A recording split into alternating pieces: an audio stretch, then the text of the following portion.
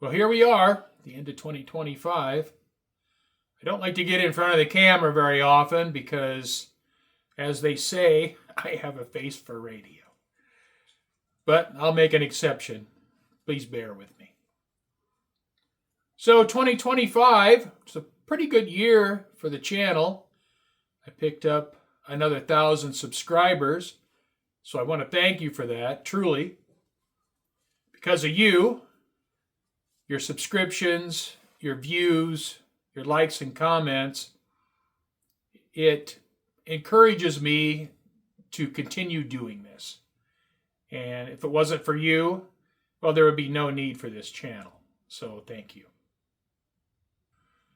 I'm going to be turning 69 years old in a few weeks.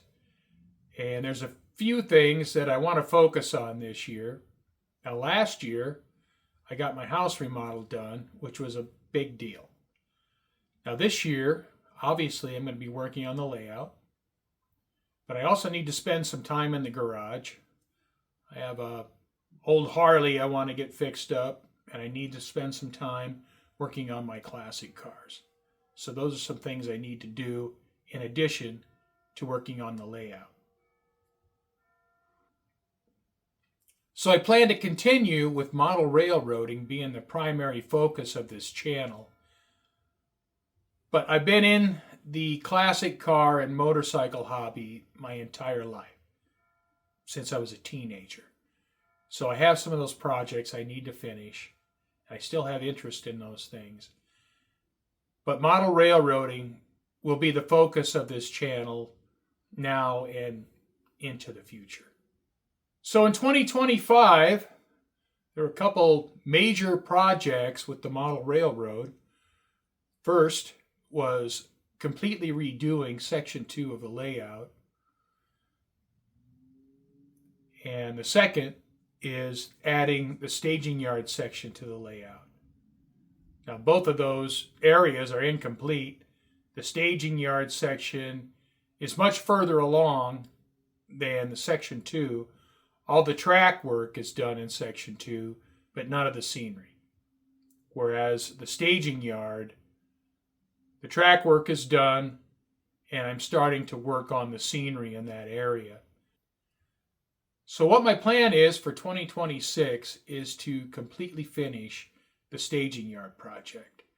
Once that is completely done, and then I'll turn my attention to Section 2 and start the scenery in that area. So I want to look at a few things that were done in 2025. So I want to take you along, and let's just go through a slideshow. One of the things I did early in 2025 was build this DPM Models Laubes linen mill, and I had that project on the channel.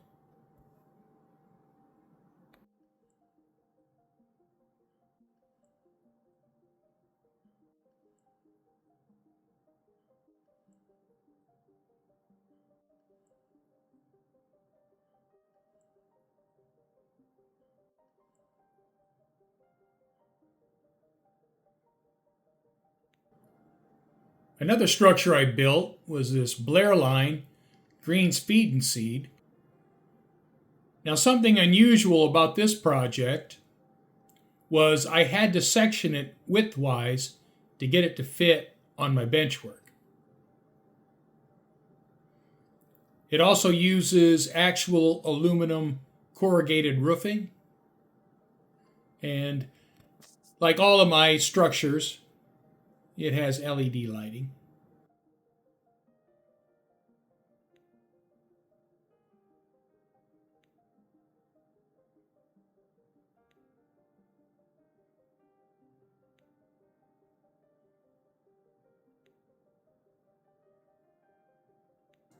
The only automotive project I had in 2025 was restoring these 15x7 Oldsmobile Superstock 3 wheels. Now, I bought a set of these wheels. They came from all over the United States. One was local in Arizona. A couple came from Ohio. A couple came from Pennsylvania. The Eastern wheels had a little bit of rust, And I went through a process of cleaning these wheels using a Castrol Super Clean clone. I submerged the wheels in this Purple Power for a number of days, and it strips all the grease and grime and paint from the wheels. After that's done, it exposes what's underneath the paint, and a lot of these are rusty. So then I submerged the wheels in Evapo-Rust for a number of days, and Evapo-Rust dissolves the rust. And when I bring them out of the Evapo-Rust bath, they look like brand new. So then I painted them with etching primer. I painted the back sides with epoxy black paint, and then painted the front with single stage urethane paint. Now I'll use these wheels as an alternative wheel for my 1970 Rally 350. The Olds Rally 350 comes from the factory with 14x7 wheels, and these 15x7s will give me some other wheel and tire combo choices that I can choose from. So, we'll just see what happens with them. Right now, I just have them stored under the bench work in the train room. The summer of 2025 was actually a pretty productive time for me. Even with as hot as the Arizona summers get, and I'm talking hot, like 117 degrees on the worst days, I managed to get quite a bit done. And one of those projects that I did was redoing Section 2. I'll start off with a couple images of Section 2 before the rebuild.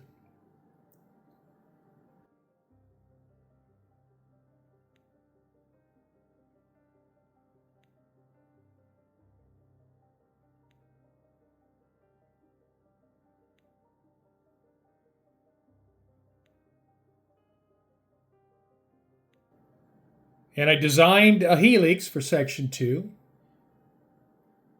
Cut all the parts out for the helix. Got the track laid. Got it all wired up. Everything worked great. I then worked towards Section 1. You can see I got a lonely bridge there standing out in the middle of nowhere. So I had an idea of putting in a canyon there. And one of the primary reasons for redoing Section 2 was I wanted the track to be flat, to have almost 0 degrees elevation. And the only way I could do that was to connect the tracks through a helix. And so that was the purpose generally behind this entire project. Now, I wanted some sort of dramatic feature for Section 2 because I like to have some interesting scenes on the layout. So I cut the benchwork up and created this canyon. Now, after getting the canyon built and having the track in place, the track and bridge at the front of the benchwork at 0 inches elevation, it was just too close to the front of the benchwork. And so I added a scenic extension to the benchwork that's removable. So when I'm working on the back track or the backdrop, I can lift that out so I can reach it. When that work's done, I can put that extension back in, and then it sets my track further back into the layout. So 2026, a lot of work's going to be done in Section 2, but I have to get the staging yard finished first. Another summer project was I bought this 2019 Harley-Davidson Sportster 48 in June. Now, when I bought the bike, it was not how I wanted it, and so I have to make it my own. So I changed it up, changed the seat, removed the backrest, changed the exhaust, put a digital instrument on it, make it more to my liking.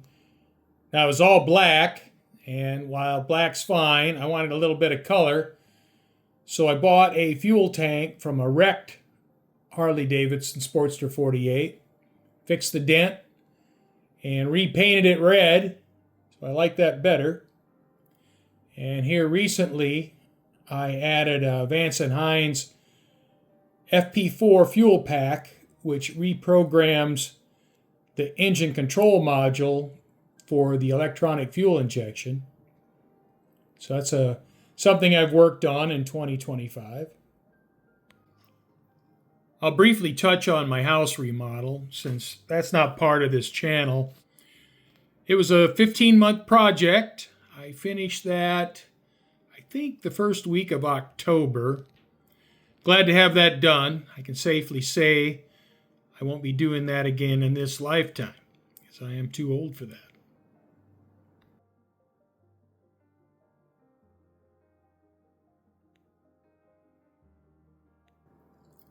After finishing my house remodel, I started on the staging yard project. So I've been working on the staging yard for almost 3 months, if not 3 months.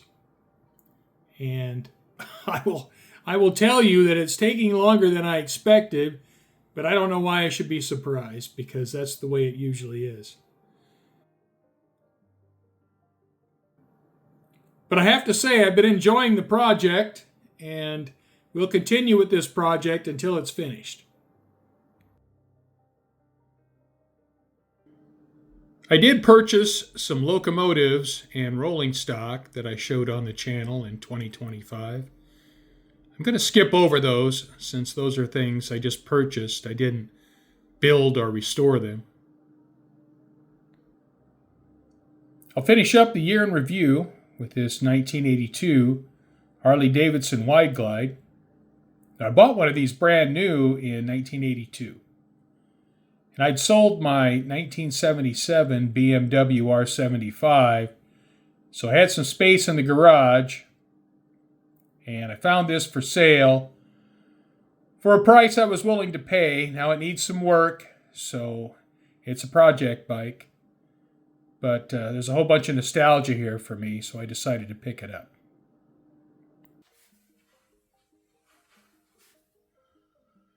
So in conclusion, thank you so much. Thank you for the views, the subscriptions, the likes, the comments. It means a lot. And as I said earlier, without all those things, there's no reason to have this channel.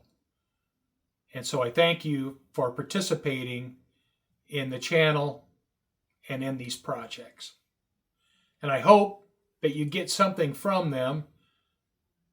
I don't try to tell people how to do the hobby. I'm just sharing how I do the hobby. And if you find some value in that, all the better. So thanks a lot. Looking forward to spending time with you in 2026. I hope you all have a great year. And I'll see you in 2026.